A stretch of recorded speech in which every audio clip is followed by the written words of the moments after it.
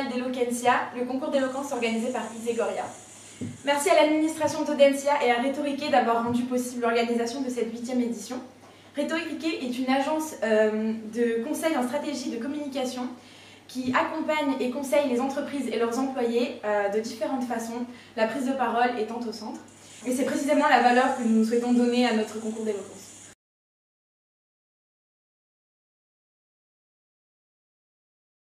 Mieux vaut se taire et paraître con que l'ouvrir et ne laisser aucun doute paraître.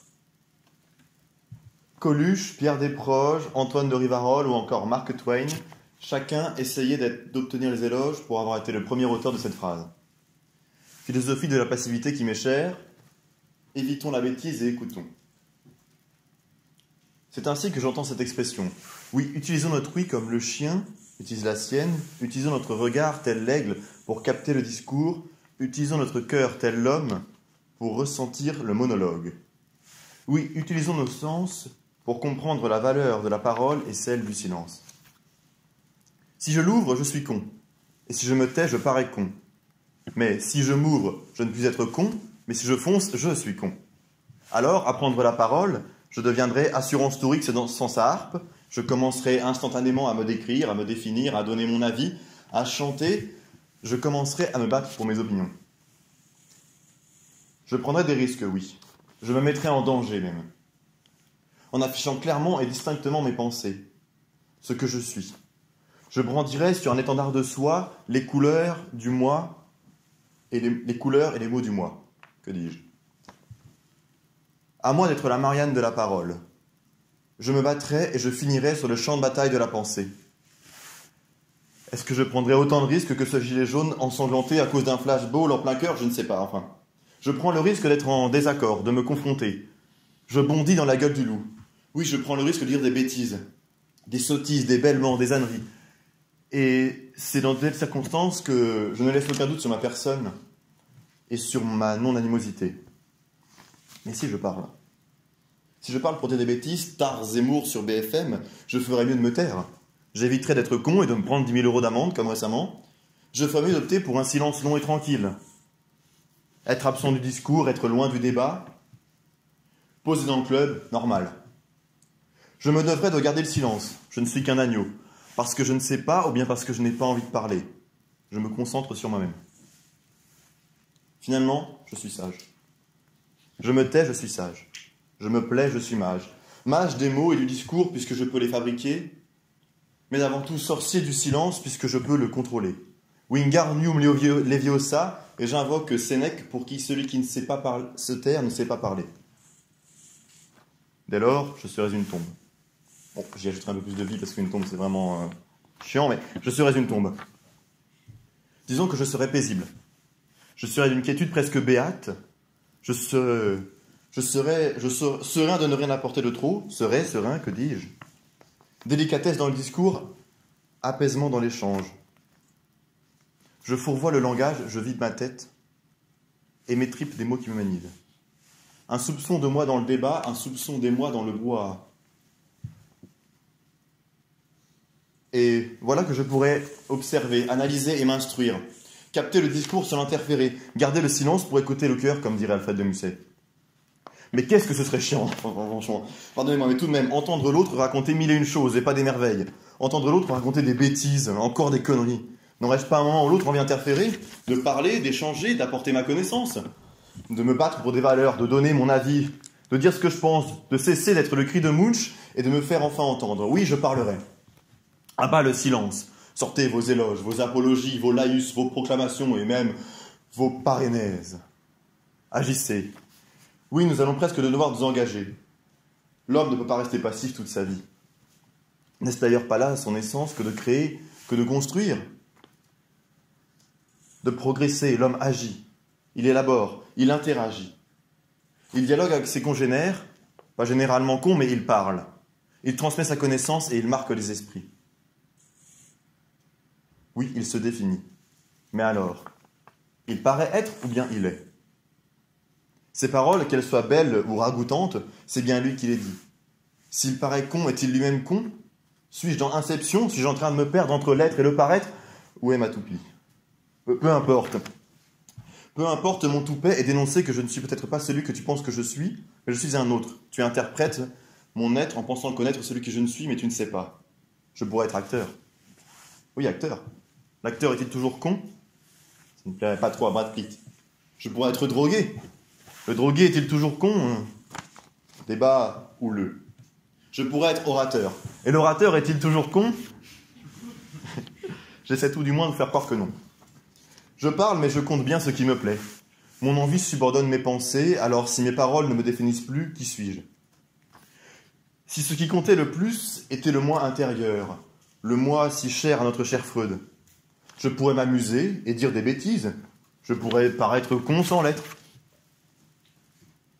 Qui serait donc là pour juger celui que je suis? Qui peut même supposer me connaître par cœur alors que je ne fais que parler? Ben l'oncle Soul m'avait l'air convaincant quand il disait connaître petite sœur. Enfin, c'est peut-être qu'il n'ouvre pas que sa bouche et qu'il n'ouvre pas que ses mots, qu'il ne dit pas que des mots, qu'il ne tait pas que ses mots. Dire, parler, taire. C'est peut-être qu'il n'ouvre pas que sa bouche et qu'il ne tait pas que ses mots. La communication ne passerait pas que par le dialogue, pourtant si cher aux romanciers. La communication pourrait être muette. Communiquer, échanger, transmettre des avis, des sentiments, des émotions. Charlie Chaplin avait l'air si à l'aise dans son art d'antan. Comment communiquer? Je ressens des choses, oui. Je fais des gestes, je donne un regard, mon corps s'anime. Je prends vie, il communique. Avec moi, mais avec le monde qui l'entoure aussi. Il dit quand j'ai un bleu, il dit quand je suis drogué, il dit aussi quand je suis amoureux, et il dit quand je suis excité. Pardon. Revenons à nos moutons. S'il fallait mieux se taire plutôt que de l'ouvrir. Comment pourrais-je parvenir à calmer le corps qui m'accueille, à tromper mon interlocuteur, à lui montrer un autre physique que le mien? Je devrais me mouvoir tel mystique, être libre d'être Jennifer Lawrence tout en étant Julien Delomo. Mon apparence ne suffit plus. Elle est encore une fois que le paraître de moi physique.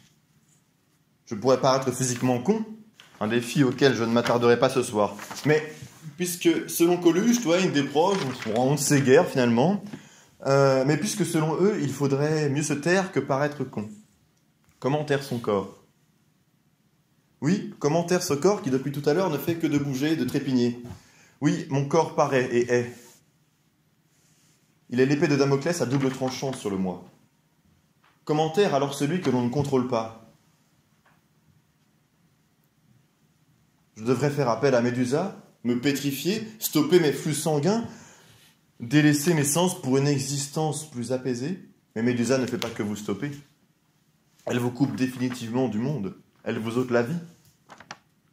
Et donc, si c'est la mort que ces messieurs préconisent, je me moque soigneusement de leurs conseils, et je préférais l'ouvrir 1000 fois plutôt que de devoir céder la chance de vivre et de paraître con devant 1000 personnes.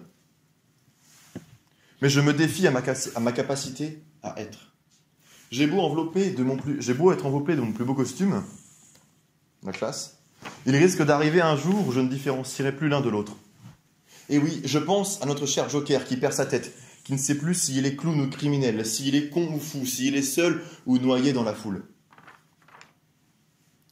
Serait-ce donc les autres qui me définissent? Ces yeux qui me dévisagent? Ne serais-je que la perception des autres, me taire pour paraître ou l'ouvrir pour être? Où se trouve donc la différence? Où est cette frontière si fine que l'on ne discerne guère au premier abord? Je considère personnellement essayer d'être le plus fidèle à mes pensées, quitte à ce que je sois en fin de compte le con dont on parle depuis un instant maintenant. Con pour qui? Pour Audencia? 344e, quoi. C'est pas un super bon classement? Je m'en contrefiche. Je reste fidèle à moi-même, ouvert et prêt à l'ouvrir, et calme, car souvent je me tais. Indulgent face à la bêtise, je me permets de recaler Michel Audiard, et je considère avec affirmation qu'il faille parler au con. Merci.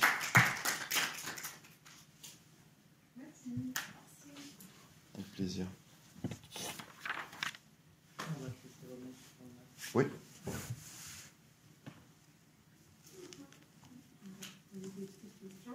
Bien sûr.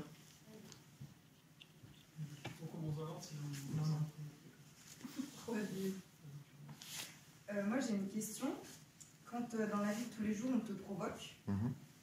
pour toi, quelle est la meilleure des réponses? La parole ou le silence? Le silence. Pourquoi? Sans aucun doute, parce que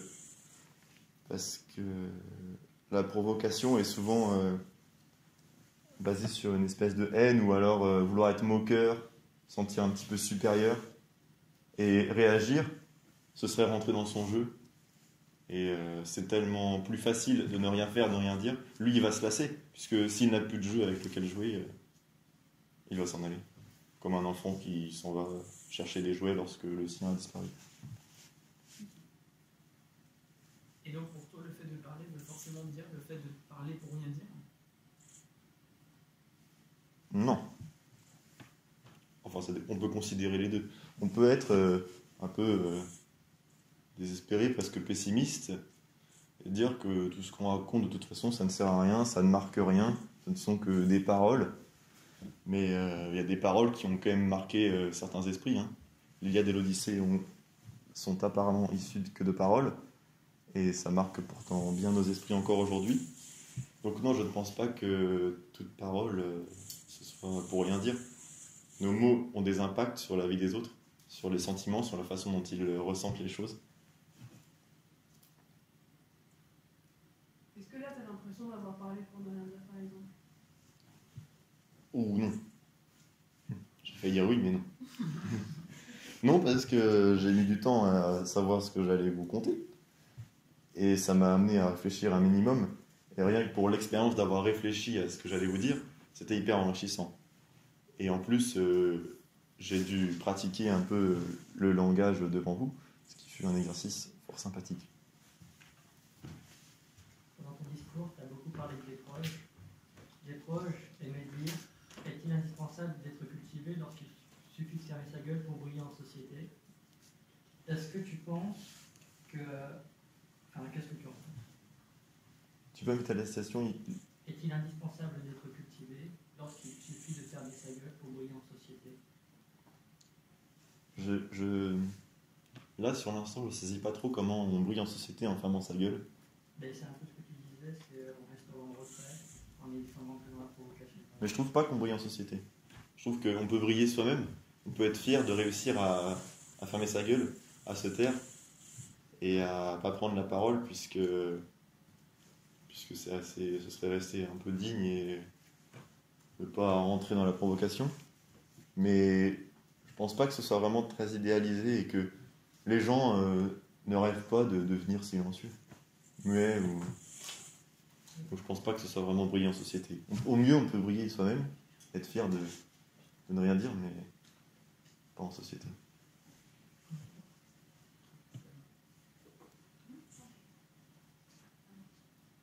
Est-ce que tu penses que dans la vie de tous les jours, tu es une personne silencieuse? À part quand on est en soirée au Densia, oui. Non. Pipelette. Non, je pourrais être pipelette, mais je suis très souvent silencieux quand même.